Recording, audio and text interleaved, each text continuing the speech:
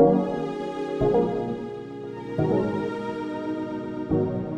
everybody. Welcome back to That Spiritual Podcast. Marty and I are bringing you an exciting, always exciting topic this morning. Modest as ever. We're going to talk about Reiki.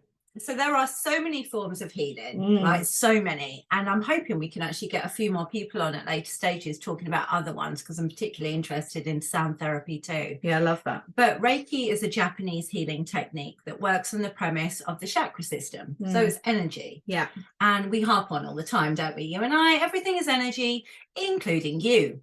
So all the elements provide a level of energy, high level energy that's immovable. But you, unfortunately, and me, us muggles, a bit susceptible to things going on around us, right? Spongy. So Reiki works on the premise that if you rebalance these internal energy centers, then you balance from the inside out. Yes. Now, I remember saying to somebody, it can't change like damage you've already done. So I was a smoker for many, many years. And now I'm not. And that's not going to be repaired by doing a bit of umming and healing. No, absolutely. You know, you can't reverse time, but you can make it so that you put yourself in the best condition to move forward. Yeah. And you know, we talk about Reiki here, but just being in alignment, right? Just feeling balanced. 100%. It's just another form of keeping yourself as balanced as possible in a chaotic life. Absolutely. Life's chaotic, energy's chaotic. Like we said, sponges, we absorb a lot of stuff from the exterior world. And it's nice to have the power of Reiki and also an alternative to modern medicine as well. Like I've had Reiki used for me and for people that I know that have been having my dad had it when he had his cancer treatment, things like that. And I'm not saying it takes it replaces modern day medicine, but I think it definitely helps boost it. Definitely. And a lot of end of life care and cancer care really advocate Reiki. And the reason for that is it can't do any harm. Exactly. Right? It's just energy. So it's just energy. At worst case scenario, it's going to relax you. Yeah.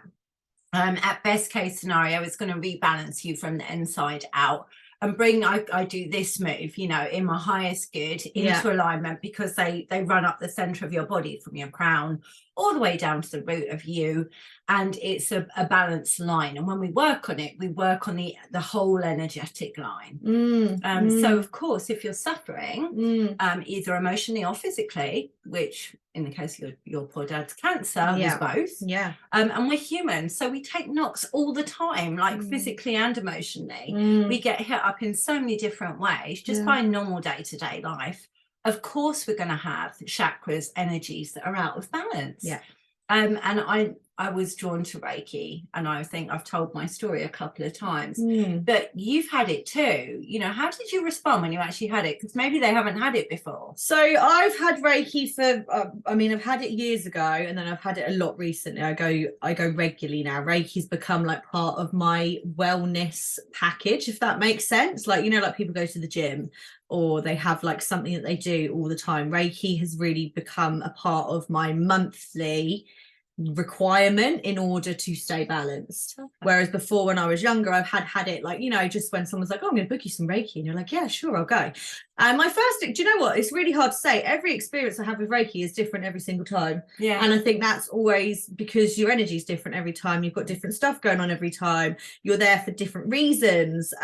So what you're kind of healing at that moment really depends, and it's very much down to the person who's delivering the Reiki to just let that kind of organically unfold, isn't it? You're kind of just like the middle, they're just like the middle channel, aren't they? They're not. Yeah, you're conduit, you're a healing channel is the word. Yeah. So when I've had Reiki, sometimes I've gone into like a real deep relaxation, and it's been like, you know, when you almost go for like a massage and you just feel like you're just fast asleep. I've gone into that kind of space. Other times it's felt quite intense in terms of emotion coming up, and I have actually physically cried. I've had Reiki before with a relief. Yeah, it's a relief. So I had energy that needs to come out. Exactly. I had a Reiki, like a mini Reiki at a spiritual fair, and one of my friends was there doing Reiki, and I was like, yeah, sure, I'll have Reiki with you, of course I will, like, I know you. Like, laid on the table. And I was in tears in the middle of this bloody village hall. All my friends that were at the spiritual fair kind of were looking over like, You're right, babe. What's happened to Phoebe? She's having a breakdown. And I didn't realise, but I was actually pregnant with this baby that I'm pregnant with now. And I, during this Reiki, was releasing a lot of pain around the baby I'd lost previously. And it was a really interesting and wild and unexpected experience. But that's what the power of Reiki, it's beautiful, because I didn't lay down thinking anything to do with pregnancy, the baby loss, anything like that. I literally was like, I'll just lay down and have a bit of healing. Why not? Yeah. And it just unfolds as it was meant to unfold, doesn't it? Absolutely. And I come from it from a slightly different angle, because I normally am the Reiki practitioner or the teacher. She's the master. You've got to be a master of something, master right? of the Reiki. And what I find is every client is different, but every experience is different, and the knowing that comes with it is wild. Yeah. So, you know, I think as a healing channel, you become who you are but healing. So I remember studying it and thinking, oh God, I'm going to be like a Zen Buddhist now, this is going to be great. Zero Buddhist occurred, right? I'm still me, no Zen. But apparently I've got some healing attached now. Exactly the same bad bitch I've always been. But I didn't expect it to work and all of that jazz, and I've talked about that in previous episodes, so I won't go again. But when I get somebody on the table, the experience is really different. Sometimes I just know that something's wrong with them. So, you know, I remember having one of my business partners, I was doing a session because she was broken. Really, that's how I speak, sorry. She wasn't great, like, she was struggling. And I was like, her hand hurts. Yeah, I just had the thought, her hand hurts, like her arm. And I was like, okay. So I put my hands, I did a full healing session, put my hands on her arm, and almost got the thought, not that one, dummy. I'm like, oh, the other one. Right, yeah. You know, so you're working in alignment with your intuition, and, you know, you're gifted in that way if you develop both sets of skills. Yeah. And it transpired, it had been a really busy month. She works on a mobile phone, so she was holding her arm up, holding her phone, and her entire right hand, her right arm was strained. Yeah. And did it fix it? Probably not. But did it do any harm? No. And it did rebalance her, and she felt the heat of it. Another person, I'll put my hands on their head, and I'm like, oh, they're messy. And I don't know what that means, and I don't know what's happening, but they described like a feeling of like movement in their head, and I'm like, oh, I don't want that anymore, I'm getting rid of that. And I have an imaginary fire that I set up next to me. I'm like, I'm having that, they don't need that anymore. And I'm away, but if you could see me, I must look wild. You looking wild. Shocker. So yeah, I just think actually, and a lot of people describe like heat and cold and tugging. Yeah. And that's like you trying to force it, like, come on, go. Yeah. But you can't always do everything in one hit. 100%. And again, it's a journey, isn't it? It's like when you have any type of treatment or healing, it's a process. You're not going to go for Reiki once and your whole life's going to be fixed and you walk out that door and think, oh, amazing. And you probably will feel a lot better instantly. But as soon as you exit your healer's room and you go back onto the high street, the road, whatever, your car, something will then fuck with your energy again. Yeah, because we're still human. Because we're human. You know, someone will pull out on you, or someone will say something, or you'll feel upset about something, or something will trigger you, and you'll be back in parts of your kind of energy, or your chakras will be knocked out of balance, where you then need to go back and have it all redone again. Well, that's it. I think that's why I learned it, because I was constantly on edge. Yeah. And I thought, you know, that will help me by, you know, ultimately, I don't use it on myself that often anymore. No. At the beginning, I really did. Yeah. I think as part of your spiritual toolkit is what I call it. It's amazing to have a session or to go to a session. But you're right. You know, we're constantly a work in progress as humans, and everything is energy. So everything we come into contact with is going to affect ours, unless we got really good shields up. Yeah. Okay. So I tend to work on that premise. My shields are pretty solid. Therefore, what affects me is either old stuff that I know about and I'm dealing with. So I don't feel the urge to use it that often. But I Reiki'd the cat this morning. Yeah. And he snuggled in. So, you know, it's great for the children. It's great. And this is the thing, you can use it on animals. You can have Reiki. It was laying on my hand. Yeah. Yeah, I remember a lady I was friends with when I had Leo, and he used to really struggle with his feeding when he was a baby. And she was saying about the power of just having your hand on their back and knowing that that energy is just really gently settling their system. Absolutely. And it did used to settle him. I used to kind of just lay there, sit there with him feeding, hand on his back with like a knowing. And obviously, I've only trained in my Reiki level 1, and that's as far as I took it. And for me, that's plenty. I don't want to explore it any further. I'm quite happy to be the layer on the table receiving Reiki than being the one giving the Reiki. But it's beautiful, you know, like we said, end of life care, like people that are struggling, people that are maybe having some intense type of other therapies in terms of where they've had trauma experiences. Reiki can really assist it as well, can't it, to really cushion you. And let's talk about just quickly, like Ray stands for universe, universal. Ki stands for chi, life force, prana. So effectively what you're doing, what you're receiving is universal energy, which exists and you are already part of.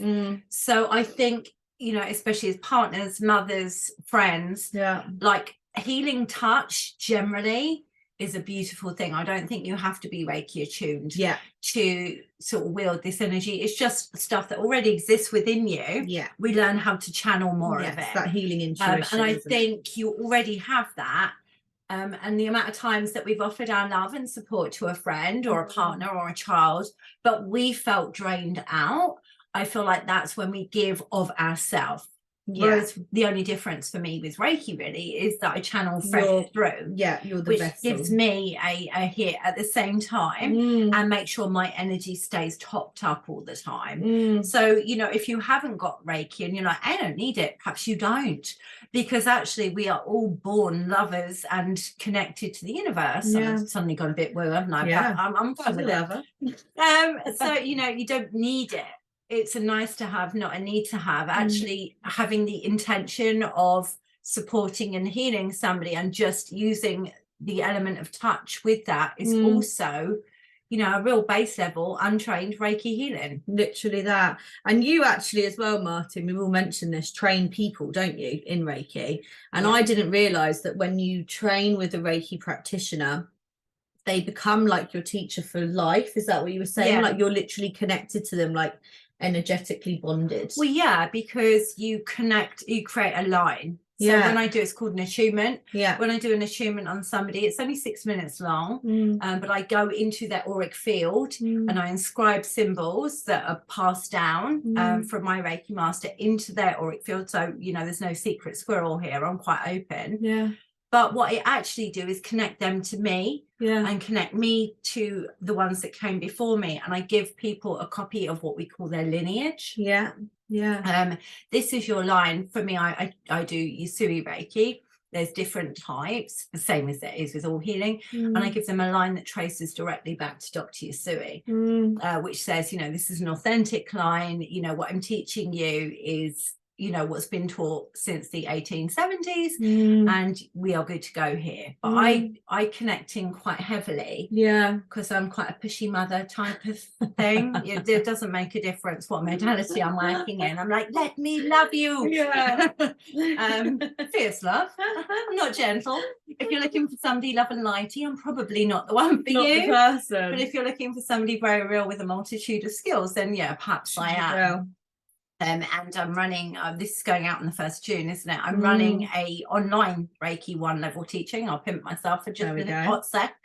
The doors open for that on June the 21st, where it's an online, so you will get access to a Facebook group that has pre-recorded videos and a manual that that is printed, and you work through it at your own pace. There's no pressure, there's no rush. And when you've done that, when you've worked through it, you contact me and book an hour's one-to-one remotely. It'll be over Zoom, and I'll do your attunements while we can see each other and walk you through what you've learned, just to make sure, because I hate these online things where they're like, yes, and we'll do a group attunement at 10 o'clock. You'll not speak to anybody, so just sit there and do this, you know. I'm like, no, I actually want to see you. Personal, doesn't it? Connect you. So there is an hour session built into that. And if you're interested, let me know.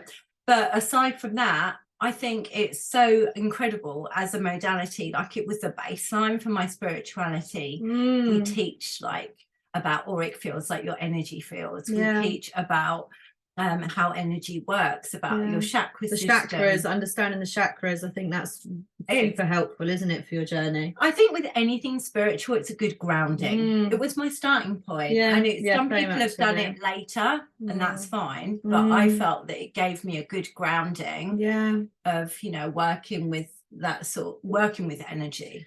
Also, if you're looking to explore like your shadow parts and kind of work on healing and alchemizing those, your chakras are really fundamental in that, because kind of going into the energy of your chakras can really highlight where you are wounded. So if you kind of trace and track through your chakras and do a lot of work within that, and then you feel within like your sacral and it feels very wounded in there, then you've got work to do within your sacral energy, which will be then why you struggle to connect to your feminine power or your sexual energy. Do you know what I mean? Or feel that like feminine, beautiful kind of flow through you. Or that fire or that strength, like all of these things, it then helps to like put puzzle pieces together, doesn't it? I feel like it does, yeah. And I think it's a clue, isn't it? Because we don't always know what ails us. No. And that's okay. Yeah. You know, I remember thinking a number of times, if I knew what it was, I'd just fix it. 100%. But yeah, it's another clue. And so yeah, that's pretty much what I've got on Reiki. Yeah, that's how Reiki stuff. No, I think it's amazing. I think that if you are interested in receiving Reiki, then Marty is your girl. And if you want to train in Reiki, Marty is also your girl. But, you know, any Reiki practitioner, I would advocate it till the cows come home. I think it's such a beautiful energy and it just feels like pure love. Yeah. And I know we both know lots of people that practice Reiki, don't we? And it's beautiful. It's a lovely way to receive healing. It can help you after any type of grief, loss, trauma. It can help you through things that you've got going on now. And it can just sometimes just be like a nice little treat, can't it? Self-care. It's really important. We don't prioritize ourselves enough. So have some Reiki and explore it. Yeah, absolutely. Right, on that note, we'll love and leave you. We'll see you guys soon. Take care. Bye.